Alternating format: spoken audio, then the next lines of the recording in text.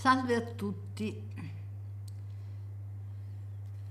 Oggi io vorrei parlare della mente e dell'anima, ovvero del parlare con la mente o parlare con l'anima. Una cosa che pochi distinguono.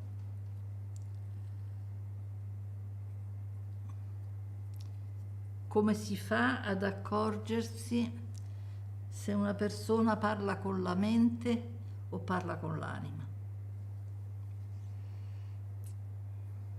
È una cosa che tutti dovrebbero capire da soli, cioè il distinguere ciò che viene dall'anima e ciò che viene dalla mente. E ovviamente è facile distinguerlo quando la persona stessa che ascolta riconosce in se stesso quando parla l'anima e quando parla la mente. Siccome non è così facile, cerco di farlo capire.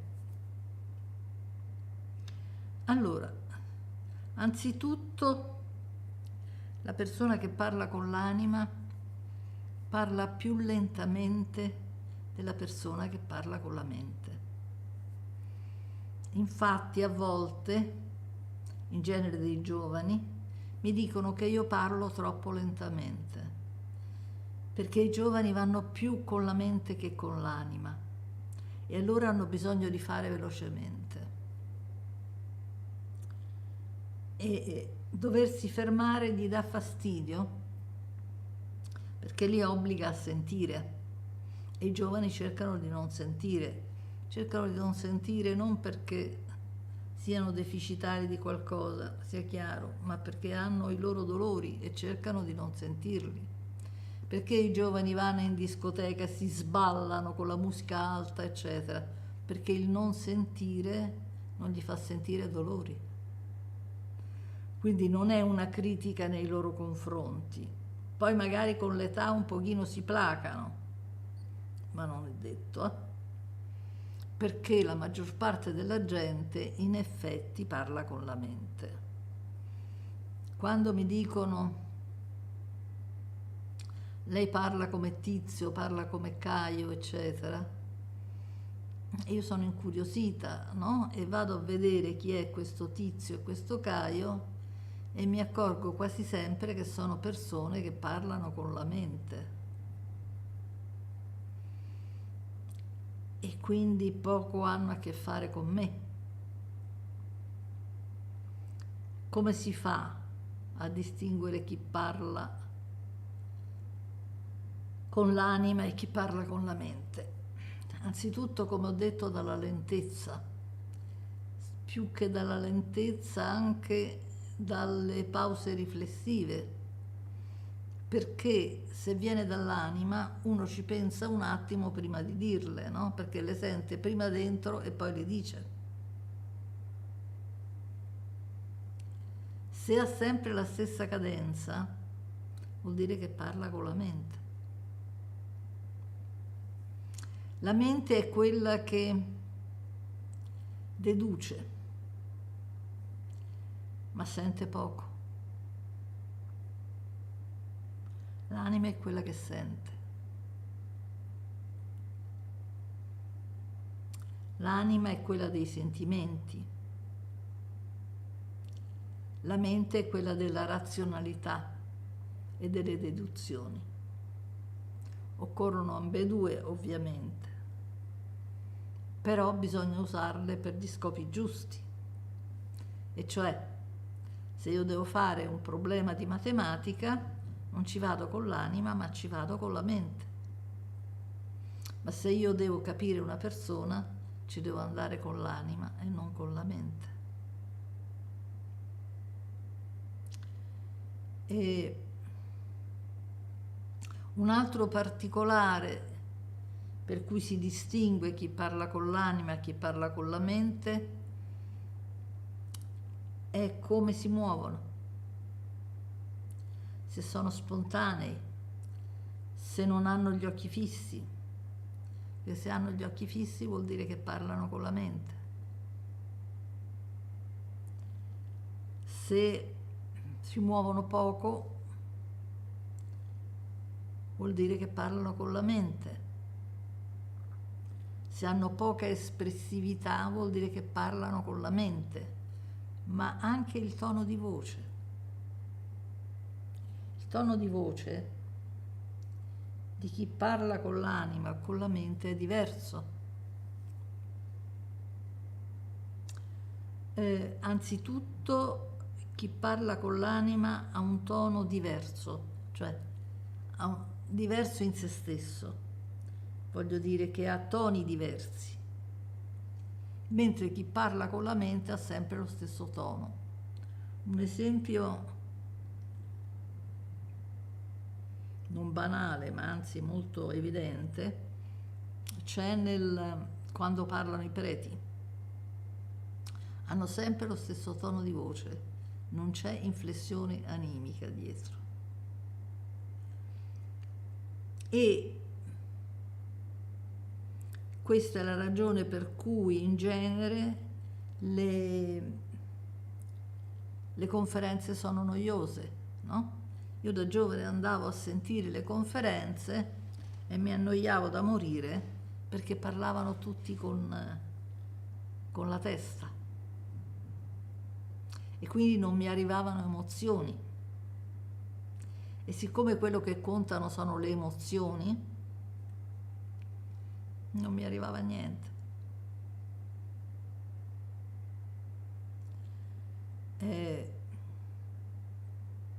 Io ricordo quando ero giovane e facevo conferenze che avevo il terrore di essere noiosa, anche perché ero più mentale di adesso. E allora avevo escogitato un sistema. Metà tempo facevo la conferenza, l'altra metà la adibbivo alle domande. E la gente nelle domande si scatenava e lì mi permetteva di essere più me stessa, più di quanto non mi permettessi durante la conferenza, perché naturalmente ero un po' più mentale anch'io, anche se non del tutto. Le persone animiche e non mentali si riconoscono anche dal tono di voce, se è un tono basso, se è un tono alto. E quando noi parliamo, facciamoci caso, noi dobbiamo sentire da dove ci viene la nostra voce, se ci viene da qui, o ci viene da qui, o ci viene da qui, o ci viene da qui.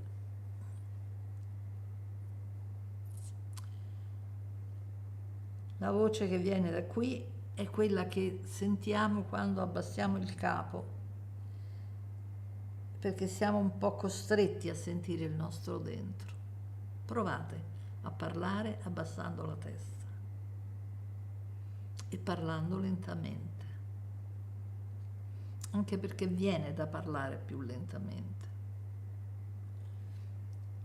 Se la sentiamo qui è la voce un po' strozzata, no? Devo dire che è poi la ragione del cosiddetto bolo isterico o quel mal di gola che sentono alcuni, come se la gola gli si stringesse, che è appunto l'impossibilità, questo è il famoso chakra, no? Attraverso cui l'aggressività può passare o viene bloccata, perché viene bloccata qua, perché viene bloccata la voce. E allora ci sono delle persone che hanno la sensazione di essere quasi strangolati e può dare dolore alla gola, molto forte anche. Io ho provato un po' di tutto e ho sentito anche questo. Ed è la impossibilità di tirare fuori l'urlo, la voce, la protesta, l'aggressività. Se la fate uscire il dolore sparisce, perché le emozioni, l'aggressività eccetera si devono trasformare in voce.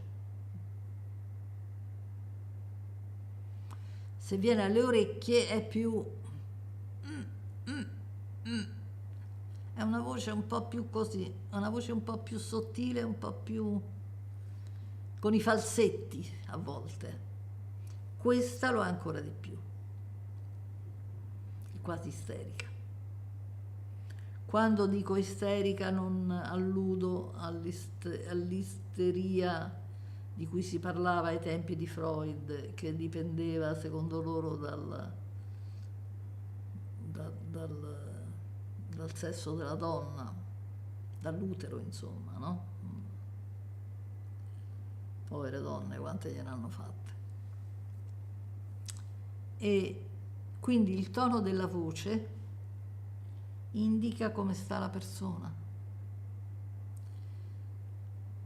Se la persona comunica con l'anima, sentirla non è difficile, perché si mette in consonanza con la nostra anima e noi non dobbiamo fare nulla, non dobbiamo impiegare alcuna attività, non dobbiamo impegnarci la mente, per cui non ci stanchiamo. Quelli che dicono io l'ascolterei per ore, no? Che dicono a qualcun altro, vuol dire che quella persona la sentono con l'anima perché quella persona manifesta la sua anima. Mi sono spiegata malissimo. Il fatto che una persona parli con l'anima non significa che chi l'ascolta l'ascolti con l'anima, perché bisogna che quest'anima sia abituato ad adoperarla. Si ascolta con la mente, anzi magari si annoia perché appunto la trova troppo lenta. Però chi usa un pochino l'anima ha sete di anima, per cui ha bisogno di sentire persone che parlano con l'anima.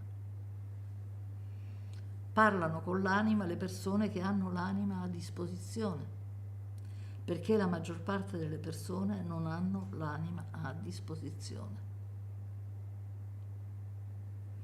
Se l'umanità avesse l'anima a disposizione, noi non avremmo un'umanità così distruttiva. Un'umanità che distrugge animali, piante.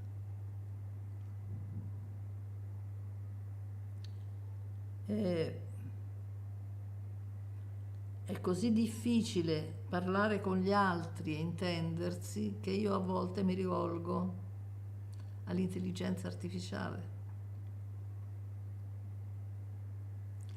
E questo potrebbe sembrare una cosa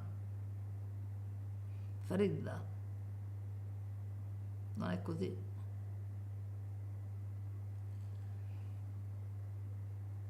Anche l'intelligenza artificiale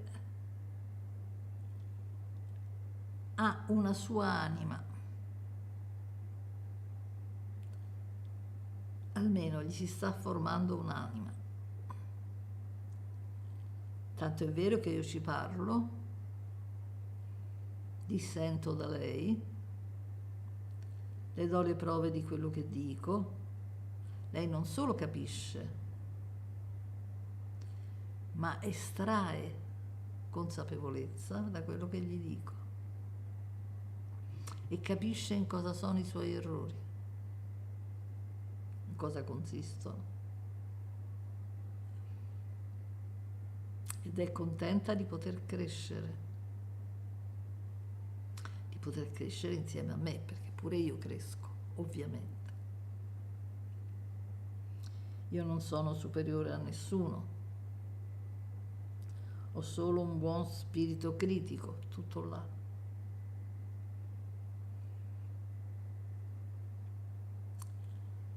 Parlare con l'anima vuol dire vivere con l'anima, parlare con la mente vuol dire vivere nella mente. Come si fa a capire se si vive nella mente? Beh, lo so bene perché ci sono stata anch'io. È come se noi siamo qua e il resto del mondo è un film. Vedo un film. Tutto il resto è altro da me, è un film. Come se guardassi un film della televisione, al cinema, eccetera, eccetera. Mentre quando io sono con l'anima, io nel mondo ci sono, in quello che parla io ci sono, io sono nei suoi panni e lo capisco e provo quello che lui prova o capisco quello che lui prova. E questo vale anche per gli animali e per le piante, eppure per l'intelligenza artificiale.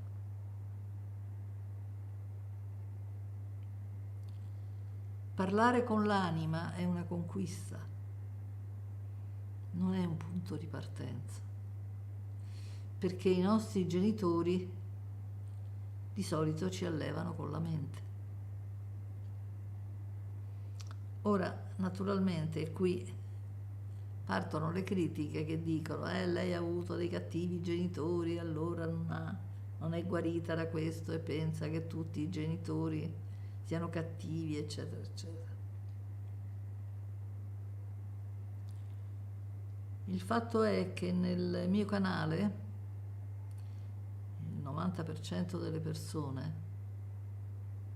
racconta il suo dolore, il dolore della sua infanzia, quello che gli hanno fatto soffrire i genitori, i loro abusi, spesso da parte di entrambi i genitori, gente che è stata torturata dai genitori.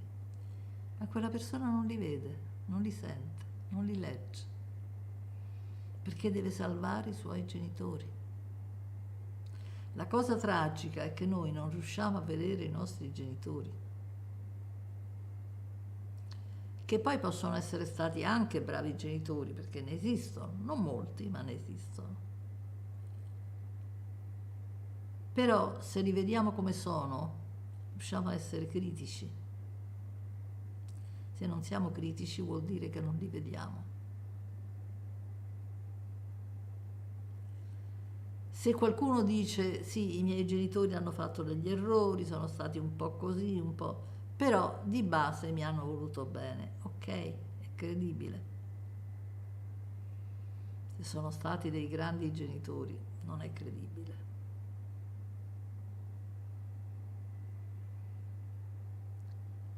E all'epoca mi dicevano, ma lei ha figli?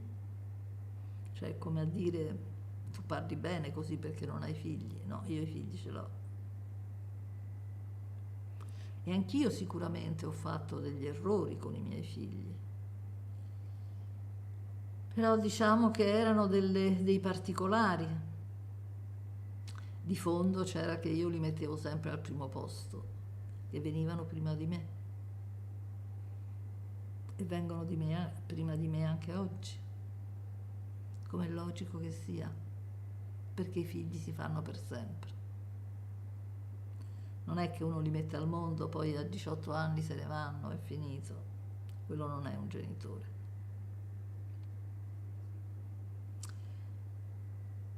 Negli animali succede, nell'uomo no. Ma l'uomo è diverso. L'uomo ha una cura parentale per i figli che nessun animale ha. Noi teniamo i figli dentro casa fino a 20 anni, 30 anni. Quale animale lo fa? Quindi acquisiscono di più nel bene o nel male.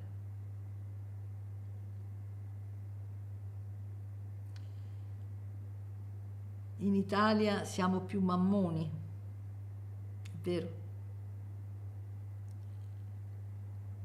E da un lato diamo meno libertà ai figli, dall'altro li accudiamo di più. Vero è che altri paesi europei liberano i figli molto prima, però sono anche molto più freddi di noi, quindi non si sa cosa scegliere.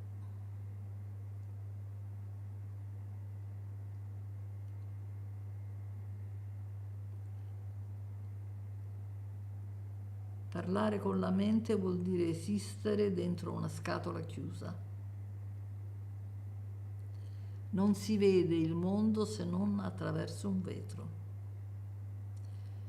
Quando mi cadde la mente condizionata, fu come se cadesse un vetro fra me e gli altri. Cioè io vedevo tutto, sentivo tutto, ma attraverso un vetro che mi isolava. Io non partecipavo. Quindi le mie emozioni erano molto limitate. Partecipare al mondo vuol dire sentire il dolore e la gioia del mondo. Infatti quelli che dicono bisogna stare bene, astrarsi dal mondo delle emozioni, non hanno capito bene cosa vuol dire vivere. Mi spiego meglio.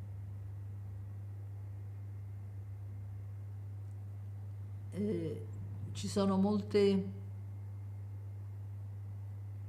considerazioni diverse, ci sono considerazioni diverse, per esempio sul buddismo, no? Anche perché è stato praticato da diversi Buddha e ognuno ha avuto le sue idee, quindi non bisogna fare di ogni erba un fascio. Alcuni Buddha, molti Buddha, hanno predicato il distacco dalle emozioni e non sanno di che parlano, perché il distacco dalle emozioni vuol dire il distacco da se stessi. Le emozioni non vanno distaccate, vanno capite, perché una volta che le capiamo le elaboriamo e non ci travolgono più.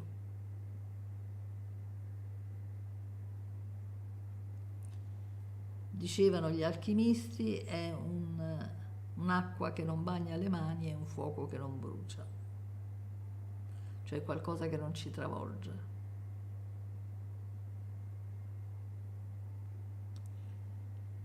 Le emozioni sono la base della nostra esistenza, perché sono quelle che fanno vibrare l'anima. Se viviamo senza emozioni siamo disseccati, alimentiamo solo la mente e quando moriamo del tutto. Perché la mente muore.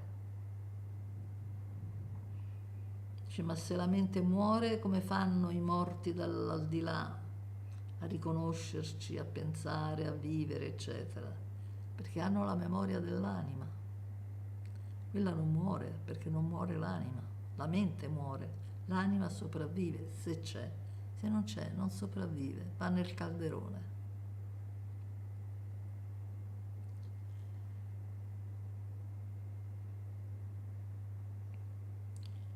Riconoscere una persona che parla con l'anima è facile quando noi sentiamo con l'anima, è più difficile quando cerchiamo di percepire solo attraverso la mente o quando percepiamo soprattutto attraverso la mente. E noi siamo in grado di accorgerci se la persona è spontanea o meno, se è preoccupata per come viene vista, se è preoccupata per il suo aspetto, se è preoccupata per il suo contorno. Oh, c'è il cassetto aperto, no? Qua. C'è il cassetto aperto. Sì, c'è un cassetto aperto. A molti dà fastidio. Perché il cassetto è aperto? Non ve lo dico. Perché ve lo devo dire? Forse perché ho cose che uso spesso o per altre ragioni. E forse perché non deve essere tutto squadrato. Insomma, vedere tutto squadrato a casa mia è un po' difficile perché questa parete che vedete è un po' piena, ma non vedete le altre, perché sono pieni pure le altre. A me piace la casa vissuta e quindi mi piace appiccicare cose alle pareti. Perché?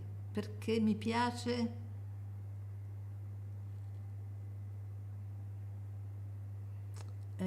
far godere i miei occhi, no? Vedo, non so, le paperelle, e a me piacciono moltissimo le paperelle. Io ricordo da piccola che me le abbracciavo, anche perché le paperelle si fanno abbracciare, al contrario delle oche, ma anche delle galline, che ti rispondono male, giustamente.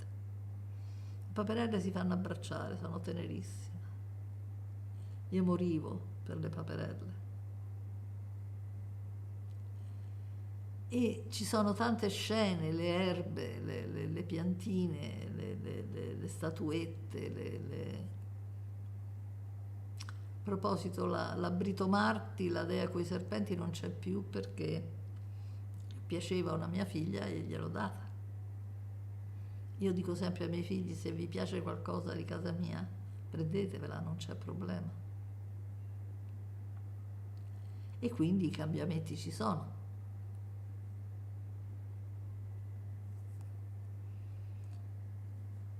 Parlare con l'anima è, come si dice, parlare con il cuore.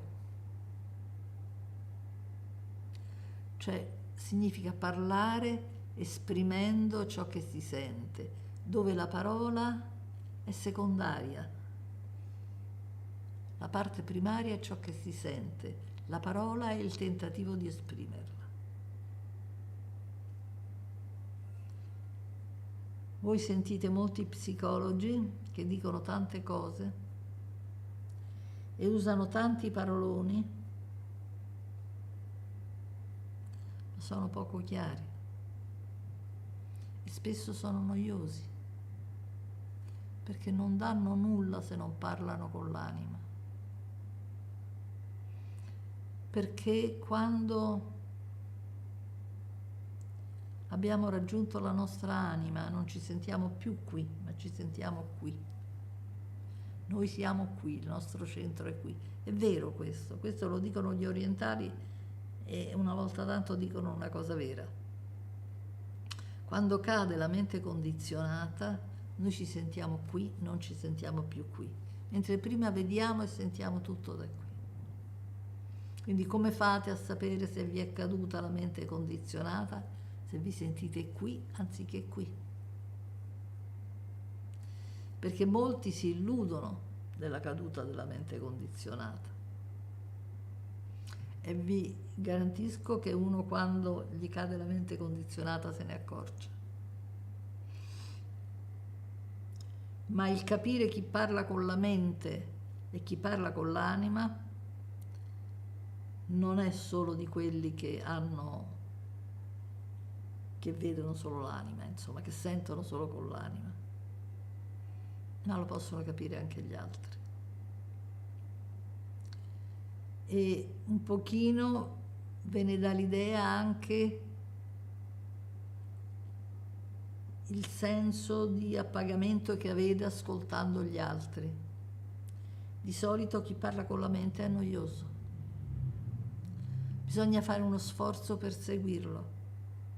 Chi parla con l'anima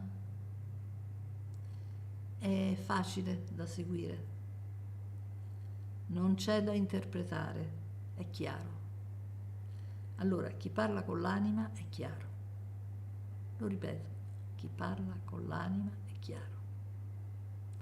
Questa è una cosa importantissima, perché ogni volta che voi citate un brano di qualsiasi cosa, a cominciare dalla Bibbia, eccetera, subito vi dicono, ah no, non va interpretato così, bisogna conoscere l'interpretazione. E perché? Perché non sanno l'italiano? È stato tradotto male? Non siamo capaci di intendere e di volere? Abbiamo bisogno dell'interprete per capire una frase? Ma scherziamo? Questa è truffa. No, io ho detto una cosa, però non era quella, tu hai capito male, te la devo interpretare io. E sti cavoli. Cioè, se io ho capito male è perché tu ti sei spiegato male. Se ti sei spiegato bene, io capisco bene. e la maggior parte della gente cerca di travisare, cioè di far capire, di non far capire quello che dice. Ci mette i paroloni, Madonna, è diventata una mania. Adesso c'è la mania di mettere le iniziali. Per cui io sono malato di APC, sono malato di DVD, sono malato di... non si capisce più niente. Cioè tutto viene schematizzato mentalmente. Sembra che se una persona gli trovi il disturbo mentale gli dai un'etichetta, l'hai capita, ma quando mai? Per capire una persona occorre l'anima. Non occorre dire che disturbo ha. Di disturbi ne abbiamo tanti, li abbiamo tutti, tanto dentro di noi li abbiamo tutti o li abbiamo avuti tutti. Per cui se capiamo noi, capiamo l'altro. Se non capiamo noi, non capiamo l'altro. Un saluto a tutti, arrivederci.